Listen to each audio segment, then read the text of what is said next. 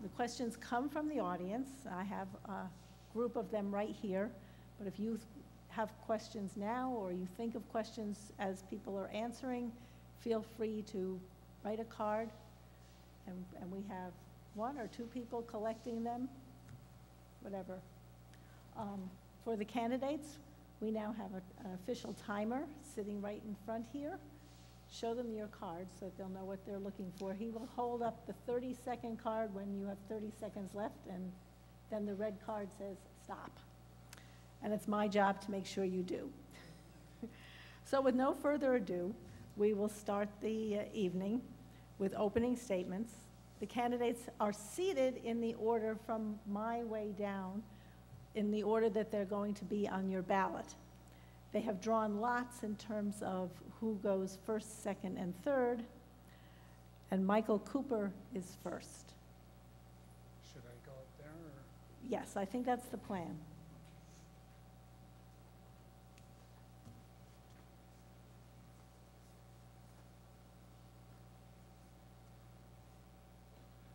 Good evening, and thank you for joining us tonight. My name is Michael W. Cooper, and I'm proud to once again be a candidate for this board. My family and I have lived in Bethlehem for 24 years, and both of our sons benefited from the excellent educational opportunities that Bethlehem offered. When my younger son entered college, I felt it was a good time for me to give back to the district in a meaningful way. For the past 3 years, I have worked to maintain our district's core of excellence. In my professional life, I am the Director of Publications for the Rockefeller Institute of Government, the public policy research arm of the State University. As a parent, I have been involved with the district and the community during our years here. My wife and I were on the steering committee to organize and build the community playground at the Elm Avenue Park. As a Hammergrow parent, I was actively involved in the PTA and wore many hats throughout my years there. For several years, I coached an Odyssey of the Mind team.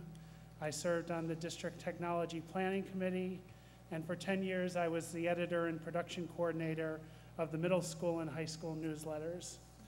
As a board member and president of the Bethlehem Varsity Hockey Boosters, I helped to keep the sport alive in the face of district budget cuts. As a member of the Del Mar Reformed Church, I have served in the church consistory and served as head deacon. The biggest issue confronting the district right now continues to be, unfortunately, the one they have the least control over, the continuing effects of the economic downturn.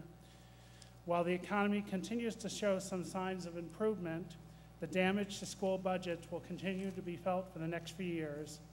It is therefore vitally important that everyone within the district work together to identify savings opportunities.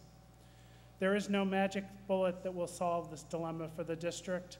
The community needs and deserves a committed Board of Education, and I would be proud to serve on it once again. Thank you.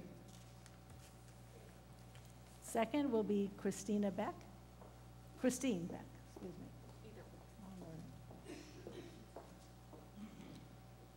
Good evening. I want to first thank everybody who came to meet the candidate, and I think it's very important to support this event. Also to the people who will be viewing this later, and to the League of Women Voters for moderating the event. For those that don't know me, my name is Christine Beck. I've lived in the district for 12 years now. My husband and family moved here for the education system that Bethlehem has to offer. And I'm married. I've been married for 21 years to my husband, Peter, and my 3 kids right there. I have Kyle, who's a sophomore in high school, Delaney's a 7th grader at the middle school, and Aiden, who is a 5th grader at Eagle.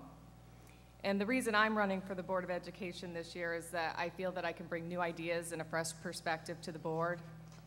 I have 3 children in the district who I want to maintain the high academic standards that have been set here, and I want to make sure that we have a quality education going forward. I'm also a taxpayer in this community who is concerned about escalating costs, and I want to be involved with the board in prioritizing planning, setting goals and strategic objectives for long-term planning, proactive versus reactive decisions. We need to look at implementing a projected budget process so the community can be aware of what the impact of future budget is in this area. I have 24 years of professional business experience and strong analytical skills. I have risk management experience, process improvement experience, and I would be a strong voice for the community here in Bethlehem. I value community service. I think it's important to lead by example. I think if you can make a difference, I should show my children and others that you can be part of the solution. Thank you. Thank you. And next, Diane Ciccone-Stever.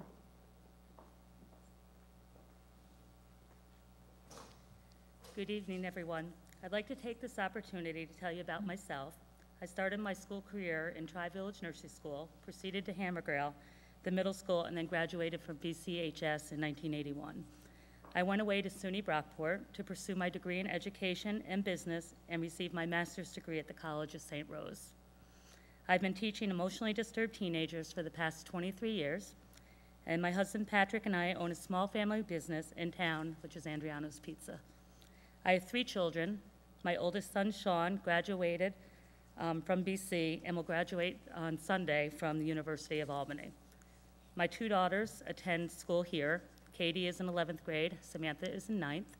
I've been a member of the Bethlehem Central School Board for the past 6 years and have thoroughly enjoyed it, well, most of the time. Many people have asked me why I would want to continue when it often appears to be such a thankless job, but my experience has been very rewarding. One of the lessons I've learned early on is that neither I nor the board as a whole can please everyone all the time. There are difficult and tough decisions that need to be made, and at times, some decisions made are not within our control. These past years have been very difficult, not only in our district, but many others. We have done numerous cuts over the years because of the reduction of state aid. We have challenged the tax cap last year, which was a very difficult decision to make, but the board felt it was the right thing to do to keep our programs intact. We have been very fortunate that all the employees in our district have taken some type of salary freeze and/or reduction. We worked on consolidating the district office into the high school, and we leased Clarksville to the Sheriff's Department. Closing Clarksville was probably the most difficult decision as a board member I had to make.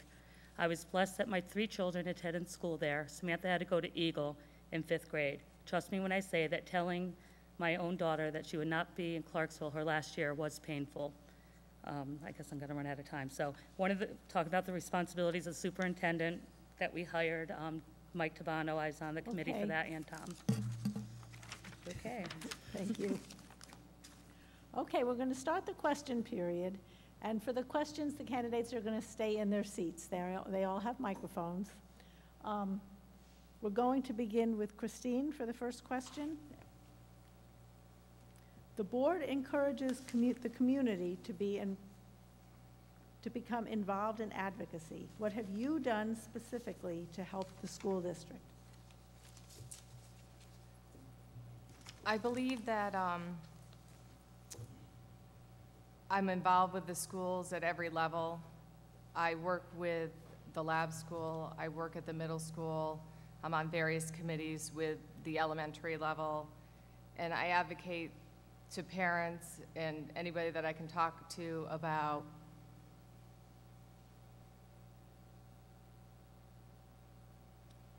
the Common Core standards, what can we do to help our teachers in the classroom, what can we do to make our school district better.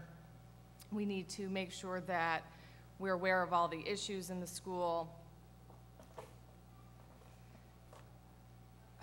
In regards to advocacy,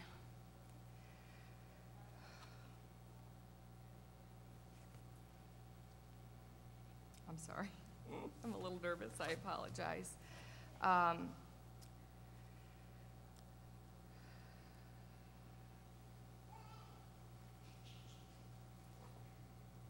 I continue to volunteer my services to make sure that we're working together as a whole unit. Sorry.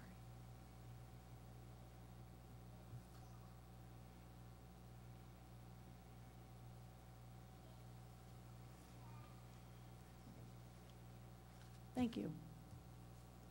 Diane? Sure. Over the past couple years, because of all the cuts that we've had in state aid, I've been able to attend several workshops and that the New York State School Board Association puts on. Last year, or actually it was this year, a bunch of districts were able to get together in East Greenbush where the senators were, and just really trying to engage the senators, which it seems like they're finally starting to get where we're coming from, and just really in trying to get people out there writing letters. And we need to really work on our pensions, reduction of pensions and health cost, and the gap elimination adjustment. So.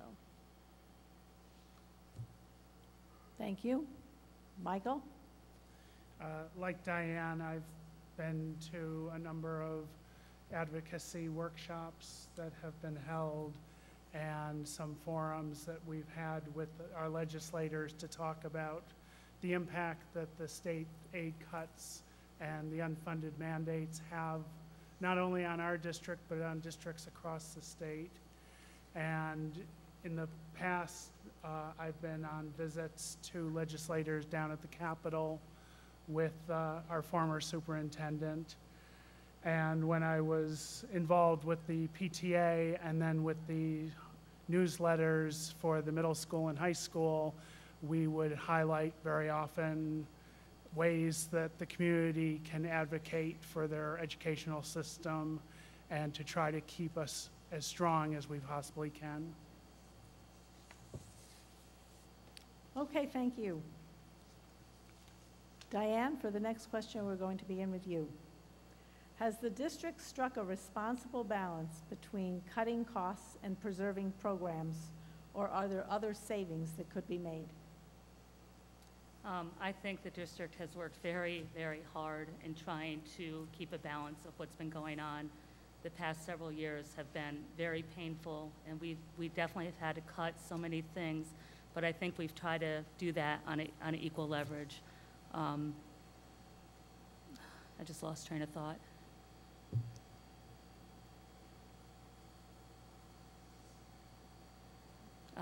And again, it's, last year we ended up challenging the tax cap because we didn't want to lose all the programs that we had. We took that risk. We were able to achieve that and put us in a much better financial situation this year. So I think we did. Thank you. Michael? I feel the board has been very responsible in looking at the cuts that need to be made in order to balance the budget. The situation since I've been on the board is that we've had $12 million in state aid cuts, and now with a tax cap, it's another challenge to try to balance the budget. And it's always a balancing act between how deep you can cut or how high you can raise taxes, because you don't want to drive people out of their community because their taxes are too high. Every year it's a struggle because what makes our district strong is not just the academics, but it's what makes our students such well-rounded students. The music program, the theater program, the arts, the athletic program, these things, as well as our academic strength, are why people are drawn to our district and why colleges want our students. And we have to be very careful when we look at cuts to the program that will impact the program. Thank you. Oh, sorry. No, go ahead. My thought is that the Board of Education did the best they could with the information that was presented to them. I do believe, however, that going forward, we need to implement a 3 to 5 year budget process plan where we have forecasted budgets in front of us. We are faced with increasing costs every year. Our expenses outpace our revenue. Every year, we're going to see $3 to $4 million in increases. So we need to have that budget in front of us. We need to know what the priorities of the district are, what the programs are that they support. I agree with Mike that we need to have well-rounded programs, but unfortunately we're in a fiscal climate right now where we need to know every year what it's going to look like for the next year in order to make informed decisions going forward into the future years. I felt this year in our budget discussions that we didn't take into account what is next year or the year after going to look like, and how are we going to address that for the kids that are coming here, not graduating next year, but the year after and the year after that. I think that we need to continue to address those issues. We need to allocate resources based on those goals and objectives.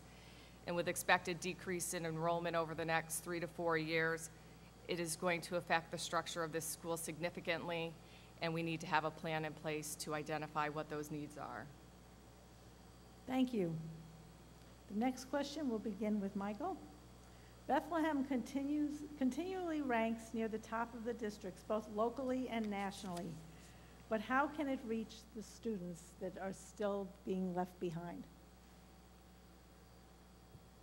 That's where you need to have a well-rounded program. You need to have a strong special ed program that can reach the children who have special needs, and you need to have the support services for the children who come from either troubled backgrounds or are just not motivated in school.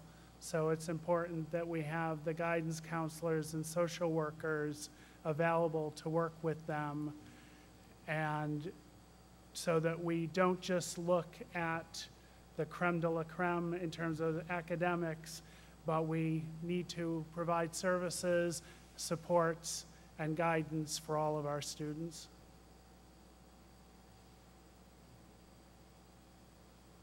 Christine? I think we need to identify the student body that we're talking about, those children that we want to make sure that they have programs that are going to get them through their educational years, that are going to motivate them to want to stay in school and be successful. Again, I go back to, we still need to look at the priorities of the district and identify who those students are and how can we tailor programs to meet their needs. And again, it's more data in regards to, you know, who are the college-bound students, who are the vocational students, who are those children in need, and we need to make sure that we're establishing a foundation for all of those students to be successful in our school district. Thank you. Diane? Yep, could you just repeat the question for me, please? Bethlehem continually ranks near the top of districts, both locally and nationally. But how can it address the students that are still being left behind? I would definitely agree with what Mike and Christine said, as far as we definitely need the supports in place. I know we do a lot of state testing right now with the Common Core and the APPR. I think we just got to really monitor those students closely, and again, the support that they need. And I know it was very fortunate that we did not have to cut like anything out of the budget this year. AIS is very important, and the math programs are important, and just really keeping, you know, up on top of our kids that are left behind. I know that's always a challenging thing, and that districts are always looking at that and coming up with different ways. Okay, thank you. The next question will begin with, let's see here, where are we? We'll begin with Christine. In addition to state funding issues, what are the most significant issues facing the Bethlehem Central School District in the next 3 to 5 years? Definitely the Common Core standards. There's issues with teachers having to implement programming that they're not familiar with while teaching curriculum to the students that are expected to know that curriculum by the end of the year. We also have decreased enrollment again over the next 3 to 4 years, which will affect the structure of our school and how the middle school is set up, how the high school, how the programming is offered. Those are very big issues that face our school district, and we're definitely going to have the district set priorities and how they see education in the future, and how are we going to ramp up and allocate our resources to those goals. Thank you. Diane? So the challenge is ahead. That's basically the question.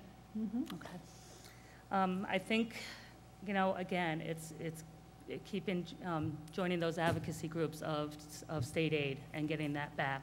One of the biggest challenges I see is really our community-based, our taxpayers.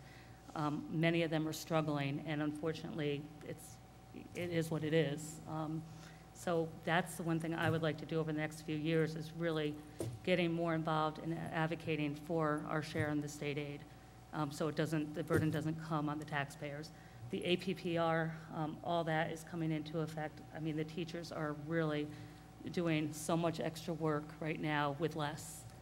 So those are still going to be challenges that we have of how to support teachers. Thank you. Michael? I agree with Diane that the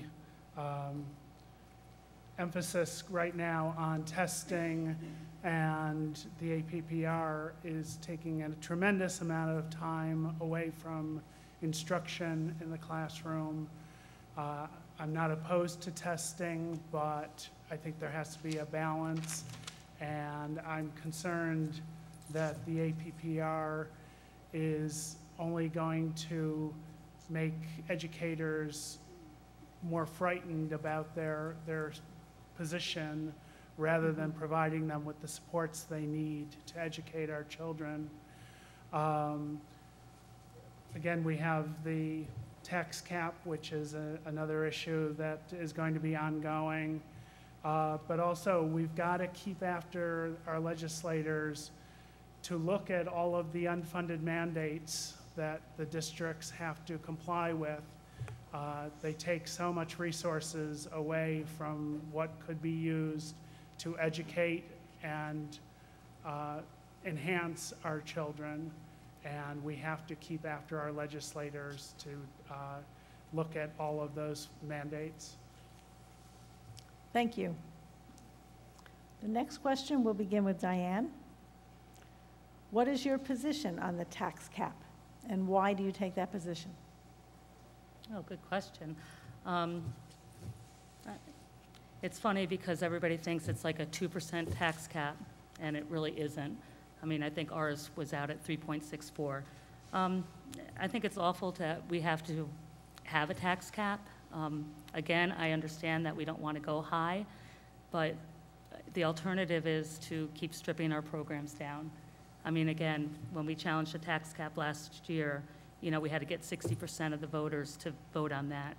And we do have a great community who values our education and would rather pay a little bit more than to, you know, strip the programs down to nothing. On the same token, though, you got to keep in mind of the people who are paying the taxes that can't afford them, and it's, you know, people are being run out of the town. So again, and Mike hit it right there too with the state mandates, and you know, just even the special ed mandates. I remember just one of the slides, like New York State was way up here where the federal was here. So though, again, just trying to get that back into place where we don't have to, you know, have a higher tax, that we can keep it below. Michael? My major concern about the tax cap is that it really takes the decision-making away from the proper audience, which is the voters. The voters should participate in the budget process. They should weigh the budget increases that are being recommended, and then they have the ultimate power to vote yea or nay. And for our state government to handcuff school districts to what I feel is an arbitrary line is possibly irreparably harming the educational system across the state, but more importantly, I think it's taking away the right of the voter to choose. Thank you. Christine? In regards to the tax cap, you can look at it two ways. One, it limits the voters to determine what is an appropriate amount to raise our tax levy in the district. But on the other hand, there are a lot of taxpayers in this community that are having difficulty paying the tax levy increase every year. It's decreasing the amount of people that are willing to move into the district. Our growth in this area is low. The population in our district is aging. It will be problematic for our school district at some point if we don't encourage people to move into the district for our educational system. So do I agree with it? I would have to say sometimes I do, sometimes I don't. I don't have a definitive answer, but we need to make sure that we balance quality education with the programming that we offer, encourage people to move here, but we have to be responsible and make sure that we're cognizant of the fact that people have to live here and they can't afford to move here. Okay, thank you. The next question will begin with Michael. What would be your most important contribution in serving on the board for the next 3 years? Well, I would like to think that my fellow board members would view me as a voice of reason. We get into many contentious debates sometimes because feelings run high on many issues, and I always try to sit back and listen to all the sides and weigh the sides before saying my opinion. And I think that's a vital role to play on a board. And I think that my organizational skills in terms of looking at issues is also very helpful in my role on the board. Thank you. Christine? I believe that I would bring my 24 years of business and finance experience to the Board of Education. I have background in budget analysis, risk management. I recently implemented and created a quality assurance program in a line of business that has excess of $300 million. And I also handle government rules and regulation changes for 13 different states, so I'd bring that experience to the board as well. And I would be able to bridge these experiences to the Board of Education. But also, mostly is championing the fact that I believe that the district needs to move to a multiple strategic budget plan process change where the community is well informed of the changes that are going to happen over the next few years. The community and the Board of Education needs to be aware of the fiscal challenges. And as Dr. Douglas stated in one of his board meetings, that the most important decisions that the board makes is in regards to spending plans, potential reductions, and the use of the fund balance. So going forward, that is what I would bring to the board, my business background, and making sure that we're strategically implementing processes that will give us good quality education, but a good sound backing to make sure that we understand that the decisions we make are sound ones. Thank you. Diane? What I would bring to the board is the experience of my past 6 years, the knowledge that I have in education, especially with the Common Core and the APPR, working on the budgets, and we have been looking long-term in the budgets and projecting out. I'm definitely fair. When we take votes, sometimes I don't agree with something, but I will, vote for the better need of the students of the district or, whatever's best, even though I may not like it. I'm usually a voice of reason. I'm a team player, and we have to make tough decisions, and I believe in the past 6 years I've demonstrated making tough decisions. I know, trying to think, and then those people who know me, know that I will listen and look at all the facts and before I make any decisions. Okay, thank you. The next question, we begin with Christine. This is, since I'm not from the district, I'm going to read the question as it was presented. I don't know if it's not quite resonating in my head, but if this doesn't make sense, you correct it. This year, the board was able to reinstate all aspects of programs that had to be cut in the budget. How would you, as a board member, educate the community over the coming year about expectations for funding and restoring programs in the next budget? This goes to my platform, which is bringing out a multiple-year strategic budget plan process where we're looking at decisions for future years. And I'll give you a specific example. One of the budget reductions this year was a 0.6 foreign language teacher. Well, what effect does that have on next year's budget? And really, what was the priority or the plan from the district in regards to that language that they were cutting from? getting more specifics in regards to what program, how many kids did it affect, how many kids are no longer going to be able to take that language course at the high school. I believe those are very important issues to make sure that we're aware of, prioritizing the most important programs, and making sure that the community is well informed of everything. So if you have to go line by line through the expenses to figure out what we're going to reduce, then that's what we need to do going forward, because that's the point. That's where we are at this point in our education. Every little bit counts, and we're weakening the entire academic structure by how we've been cutting recently with a little bit here and a little bit there. We need the district to come to us and say, these are the programs that we think are most important, these are the ones that we can support, and we're going to make our decisions based on those goals and strategic objectives that they set. Thank you. Diane? Okay, I guess I'm still not understanding the question. I mean, Well, pretty much what Christine The said. question suggests that everything has been reinstated, and then asks how you're going to educate the community over the coming year about expectations regarding funding and restoring programs in the next budget. Okay.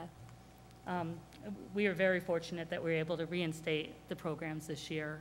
Part of that was and where we had no cuts, and part of that was the savings that we had on transportation and that we had with the teacher concessions.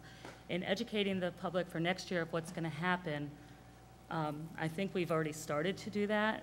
We've already said that, with the prioritizing, that those would probably be, the administrations do get together, they have several meetings, and they do prioritize, which then they bring back to the board, and it's usually up on the websites. And they do have a priority list of what needs to happen next. I mean, I guess I'm feeling that we are, I don't want to say out of our financial crunch that we've been in, but I just kind of feel like we're moving up a little bit, is maybe how I want to put it, and hoping that we're just on a recovery to being able to keep our programs intact over the next several years. I'm hoping that we're, with all the advocacy that we've started in the past 2 years, people are starting to listen, and hopefully some changes will be made. Thank you. Michael? Being able to restore the program this year was a unique circumstance because of the savings we had this year and because we had to use up some money to avoid going over the 4% in our reserve fund so that the state comptroller wouldn't slap our hand.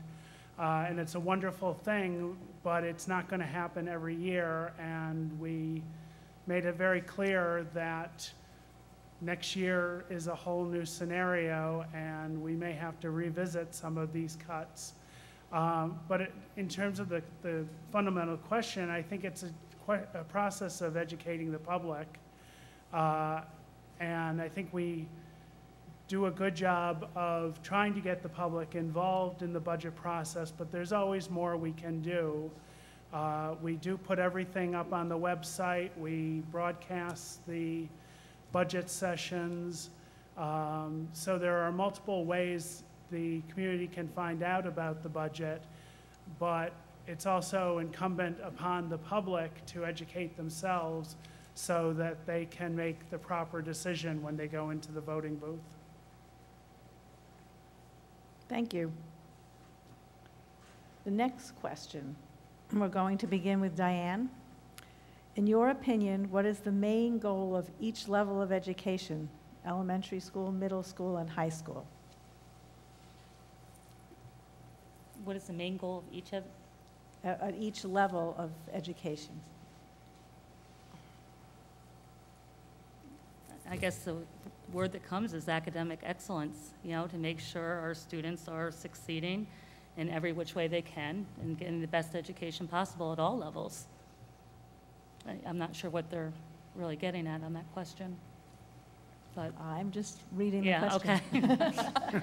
I don't know if they, are thinking different schools for different things or, but, just giving our students the best education that we possibly can. Michael? Supporting the teachers. And, Oh, okay. yeah. obviously the most important thing is to educate our children at each level, but the other role that each level plays is preparing the students to move on to the next level. So especially in the 4th and 5th grade, the teachers and the staff are working on the students to get ready to move into the middle school, where they'll have more freedom in their program, and they won't have teachers looking over them all day long. And again, at the middle school level, getting them ready to go into the high school, where they'll have that much more freedom and the ability within limits to choose some of the programs that they want to study. And obviously the high school, if the child is headed towards college, getting them ready so that they are able to succeed in college. And if they're not going to college, helping the student to determine what their future life course is and giving them the proper educational supports so that they can achieve their goals. Christine? I think the goal is obviously to educate at each level, but now the state has really come down and said that the Common Core standards at the elementary level, 3 through 8, are our priorities. Also, the district standards and the education requirements are also mandating what our kids learn. But also that every child that's in every level is learning what they need to learn. So every 5th grader in our district is learning the same curriculum. So they're prepared when they get to the middle school for 6th and 7th and 8th grade. They're all where they need to be. Also, we need to look at each level at the core programs and making sure that we're offering those quality core programs and establishing a foundation for all students to be successful at the high school level, whether they're college-bound, vocational students ready to enter the workforce when they're done, going into the military, and we need to be able to make sure that we're offering those programs to get them to those levels. Thank you. I have one more question. So if there's anybody out there that's come up with some new ideas to ask, you should get them written down and hand them in pretty soon. Okay, this question we're going to start with Michael. What can the district do to better advocate for equitable state aid? First of all, by educating the populace on the issues and encouraging them to reach out to their elected officials and go and talk to them about the impact that the inequitable distribution of state funds has on school districts. And we have the duty to also meet with legislators and continue the dialogue. It's an ongoing dialogue. It's not always an easy one, but it's fundamentally important that we try to resolve the inequities that currently exist in the funding program. Christine? In regards to the funding, what can we do? In particular, there's a lot of discussion about unfunded mandates, and we need to really identify what the mandates are, which ones can our district manage, which ones require legislative action where we would need to work on it with other districts, such as the standardized testing, APPR. What is the cost to the district? Look to quantify it. They've done some stuff with high stakes testing resolution and getting the New York State School Board Association lobbyist group involved in order to discuss the aid issue and how these mandates are affecting us and continue to write our legislators. Diane? And I would agree with everything that Christine and Mike had said. Definitely that's the key of it, is getting and advocating and educating the public, students even, to be writing and, you know, setting up meetings. I know that we've met with Senator Breslin a few times over the past couple of years, just really advocating for those mandates and for, you know, the especially the gap elimination adjustment and, you know, the TRSs that just really kind of killed the budget for us, you know, just really put a lot of money into it that we weren't expecting. So again, it's just advocating, educating, getting the word out there. Okay. I've gotten a few more questions, so we'll keep going. Christine, we begin with you. How will you know your term has been successful if you should win this term? I'm sorry, I didn't hear the last one. How will you measure that your term has been successful on the board? I feel we can measure it by the amount of transparency that the community has in regards to budget decisions and education decisions regarding reductions in our programming.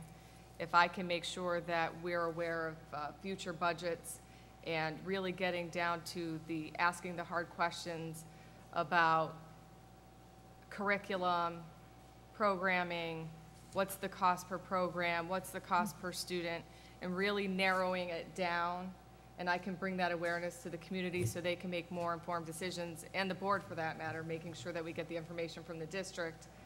I think that would be a successful term. Thank you. Diane? When I did my opening statement, I said how many people will say this is a thankless job.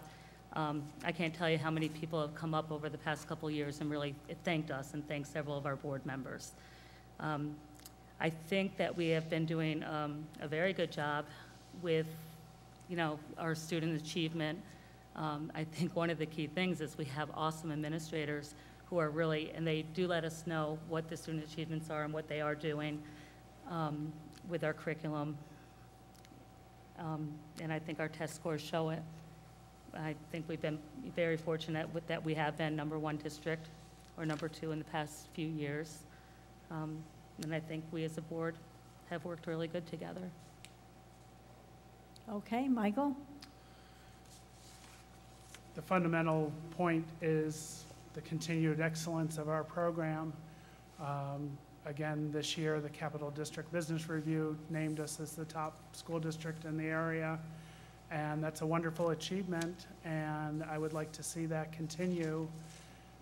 But that doesn't mean we can rest on our laurels. We have to keep looking at new programming, new ways of educating. The world is changing at a rapid pace, and we need to keep up with that change. But in addition to the continued excellence of our program, it's the feedback that I get from the community. If they think we've done something right, they certainly let us know. And if they feel we've done something wrong, they let us know, and that's great, because that's how we know what the public thinks about the decisions we are making. So that kind of input is very valuable as a board member. Okay, thank you. Next question will begin with Diane. Oftentimes, when discussing special education, the focus is on cost of the program. How do you view the special education program? As I stated earlier, the New York State has many more mandates than the federal have, but the cost of special ed is high, and part of that is all the services, but it's also a need that students need. It's kind of hard. Trying to think. I think sometimes, it's a cost that we are mandated to give our students, our special ed student population, the education that we can give them. And a lot of them need smaller class sizes. They need the social work services, counseling, speech. And that's about, Okay. It is what it is. I mean, I know that we've cut the program, we've cut assistance. We have a new director in special ed that's been there for a couple of years, and she's really kind of revamped everything. So we have done a lot of savings in the special ed department, and we're able to still give the services that we need to do. So I think we've been on the road of, better things for our special ed department, and there still needs to be some work, but it will still continue to work on it. Thank you. Michael?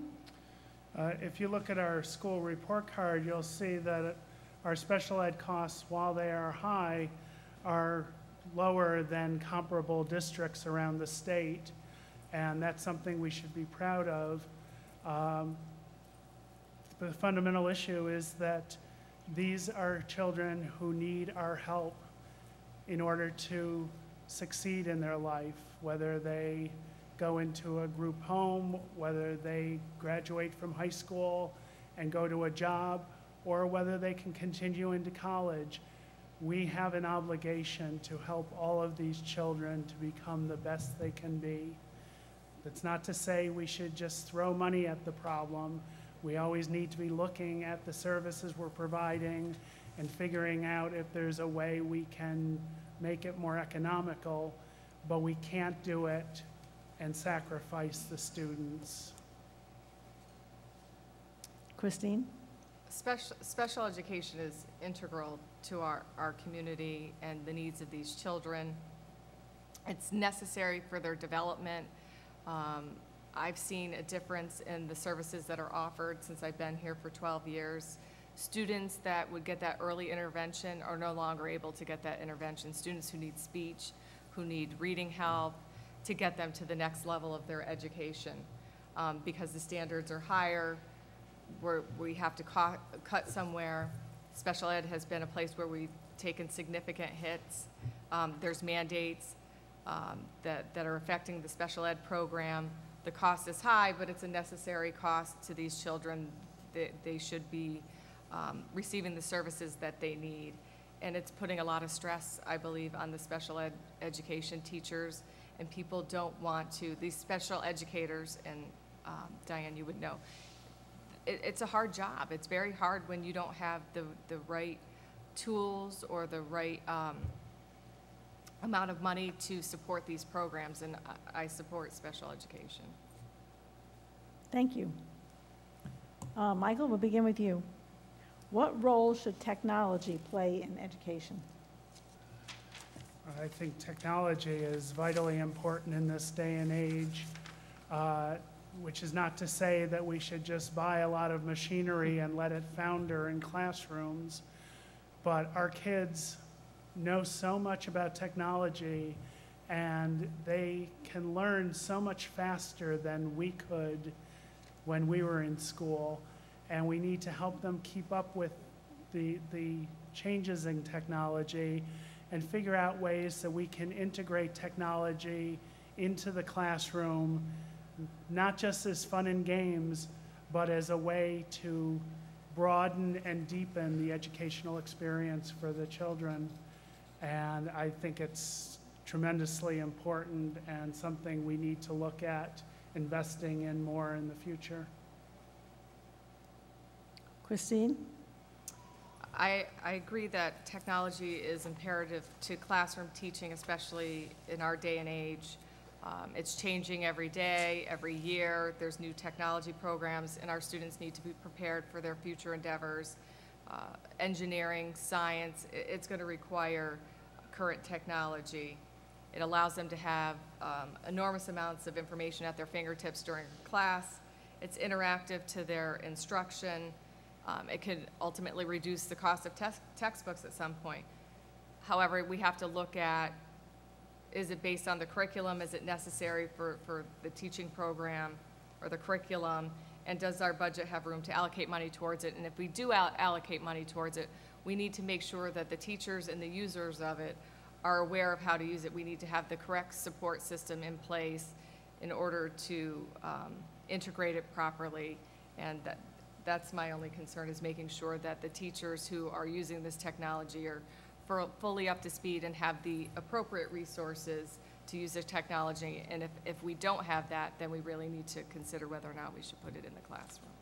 But yes, we should stay current in our technology. Diane? I agree. We definitely need to stay current in our technology. Christine, you hit it right there. Without the professional development, technology in the classroom is pretty much useless if the teachers aren't using it.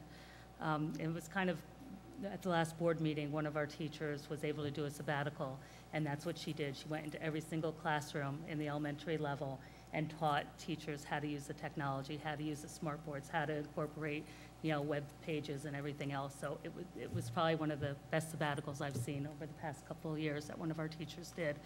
But technology is very important. My own children know more than I do, but I think we just really need to keep with that professional development.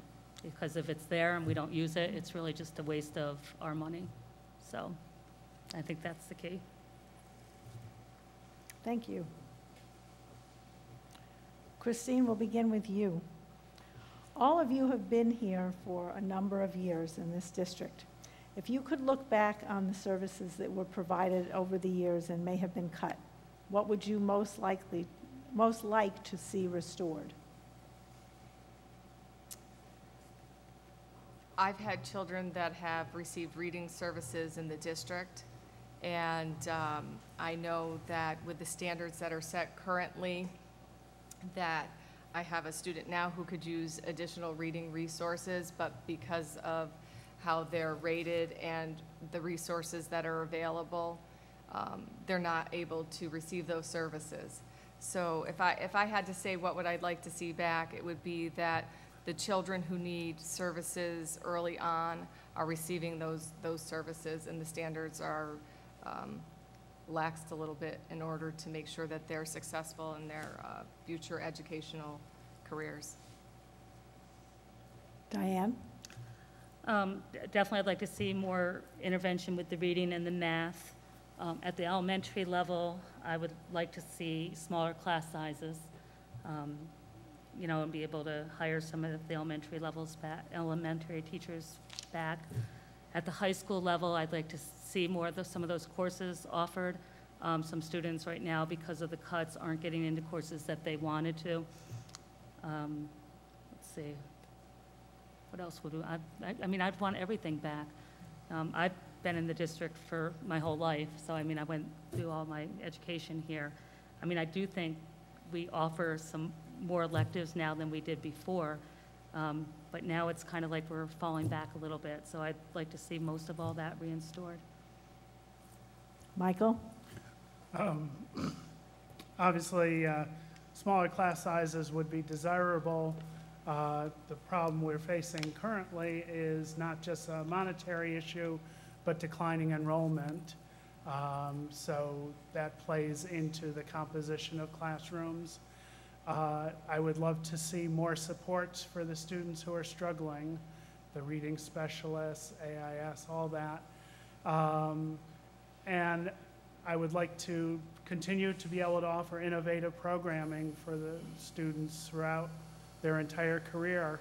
There's a world of opportunity out there, and if they can experience some of that during their school time, it helps them figure out what they want to do with the rest of their lives to become productive citizens.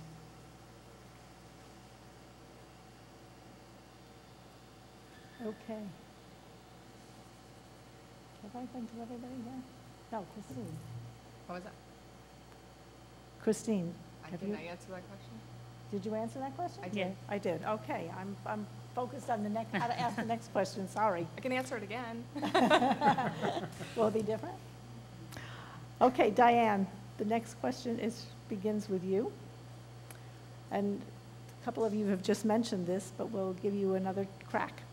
What are the appropriate class sizes? Well, at the elementary school, I don't know how teachers can do it with so many students. That's a good question. What's appropriate is, we all know smaller class sizes tend to be better for students. You know, I think 20 probably in a class is an appropriate size at the elementary level. I think at our high school level, we could probably have more students in a class, especially in our AP classes. I think some of those classes could almost be, because they're college ready, we could probably put them more, you know, have a lot more in there. So maybe opening up some, you know, other sections for other students. I know class size comes up a lot. Unfortunately, what happens is, you know, we can maybe have an average of 22 per class size, but there's always that one grade that may have an abundance of students, and to either break them up, it seems like it's like 27 or 26 in a class, and if you broke it up into 3, it would be like 17, 16, and 18, or I don't have the numbers off, but so it is hard, but yeah, no, I would love to see small class sizes, but financially at this point it's kind of hard to do that. Michael? It's hard to define a a strict number. Obviously, smaller class sizes are desirable. But the important thing to keep in mind is that with a strong teacher and a strong staff, an educator can work with a larger number of students. It's not always easy and it's not desirable, but an innovative educator can work wonders. Some of the best classes my sons had were some of the biggest classes they were in. But hopefully, if we see some light at the end of the tunnel with the budget situations, we'll be able to start bringing down those class sizes, and I think that will be for the good of everyone. In regards to class size, I think it depends on what area you're referring to. At elementary level, there was a committee in 2008 that addressed concerns regarding classroom size, and they are guidelines, obviously, and the district was using these guidelines. So for fifth grader, 25 to 27 kids. If that is a priority for the district, if class size is a priority, they should be talking to the district, the Board of Education should be talking to the district about the guidelines, and if this is a priority, and this goes again, what are the district's priorities? Is it classroom size? Is it offering more program at the high school level? Now at the high school level, you could look at classroom size and go a different route. You could say, in the senior year, could you look at direct learning or lecture style classes to accommodate more students? It actually could be a benefit to the district to be able to have a larger class size or a room that could accommodate a different teaching style. They'll be going on to college. There's lecture classrooms at college level. And then at the middle school, you're looking at maybe not classroom size, but house sizes, and the inequities in certain houses have smaller enrollment and other houses have larger enrollment. So it really, they're all different at each of the levels, and you have to look at them individually and determine where the priorities are and how you want to address them. Thank you. I think we've come to the point of closing statements. We said originally that the candidates would get up at the podium for closing statements. I'll leave that up to them, which way they feel most comfortable. We're going to do 2-minute closing statements, and it's going to be in the reverse order from the opening statements. So, Diane, you get to go first. So do you want to go up there or do it from our seats? I prefer to stay here if that's Okay. So my past 6 years on the board have been both rewarding and challenging. In a perfect world, all educational programs could remain intact and staff levels maintained and no increase in tax rates would exist. We know, however, that we don't live in a perfect world. Stiff state aid cuts to education and rising costs have occurred, which in turn have caused us to look closer at programs, staffing, and tax increases. I've learned that being a board member requires you to always look at the bigger picture. It is a very involved position that requires knowledge on a variety of levels. My background in education and business has helped me to be a more effective board member, as I am well versed in today's educational issues, as well as an experience in running a business. Anyone who knows me is aware that I always listen to concerns, gather as much information as possible before making any decision. I've also been a firm believer in keeping the community informed. The decisions I've made while seated on the board have always been in the best interest of students and the taxpayers in mind. Being a board member requires dedication. This is the first budget in several years that the board is putting forward with no cuts to our children's education. We are also able to do this without exceeding the maximum allowable tax levy. I'm hopeful that the worst is over and hopefully we are on the road to better times. I would like to remain on the board to see the progress and completion of the recently passed bond issue. I would also like to continue to advocate for students and taxpayers by participating in local school board associations, so we have worked together with other districts to attempt to get rid of the gap elimination adjustment and obtain lower pension and health care costs through our legislators. So in closing, I'd like to thank the League of Women Voters for giving the community a chance to meet the school board candidates. I'd also like to thank Christine and Mike for being here tonight. And I just want to remind people to please come out to vote next Tuesday, and I'd appreciate your support. Thank you. Christine? Well, I didn't have an opportunity in one of the questions to give you my background, I wanted to tell you a little bit about myself. I have a BS in Business Administration from SUNY Oswego. I have a paralegal degree from Adelphi University, and I have 24 years of business and finance experience with an emphasis on process improvement, budget analysis, risk management. I also handle, as I stated before, regulatory and legislative requirements. I was the treasurer of the Glenmont PTA for 3 years, and I was also on the selection committee to hire the current Glenmont principal, Ms. Heffernan. I have 3 children in the district, 1 at each level, and I'm knowledgeable regarding the programming at each level. And I believe that I would make an excellent addition to the Board of Education. I would do more advocacy work based on being on the Board of Education, being more knowledgeable in regards to the mandates, and being able to be more involved with working with the School Board Association. Also, I think I have a strong combination of both personal and professional experience that would benefit the Board of Education. I'd bring new ideas and a fresh perspective, and I would be a strong voice for the community to make sure we are making informed decisions going forward regarding curriculum. And it would be a privilege to serve on the Board of Education. And I request everybody come out and vote on May 21st. Thank you. Michael? I've had many people say to me, why in the world did you decide to run for the Board of Education in this day and age with all the budget issues and the assault on public education that's currently happening in our country? And to me, that's the perfect time to try to step in and help out. There are myriad problems that we face, and it takes dedicated individuals to work together to find solutions to these issues, and that's why I'm proud to have served for the last 3 years.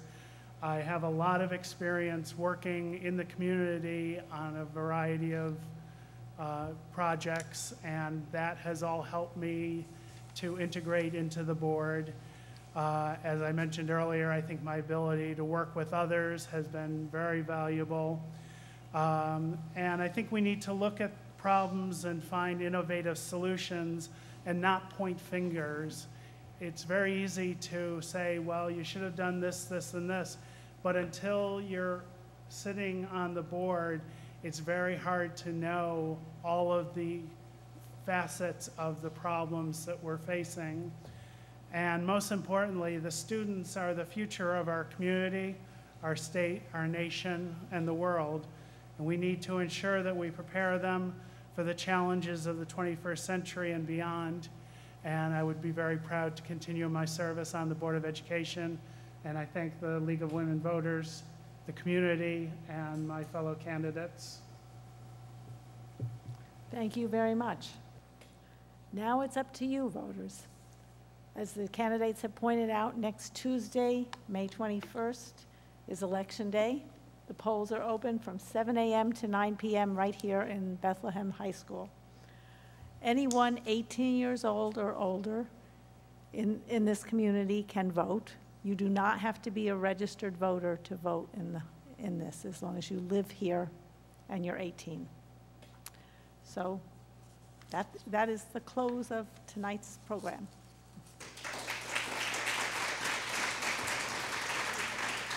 Except for that question.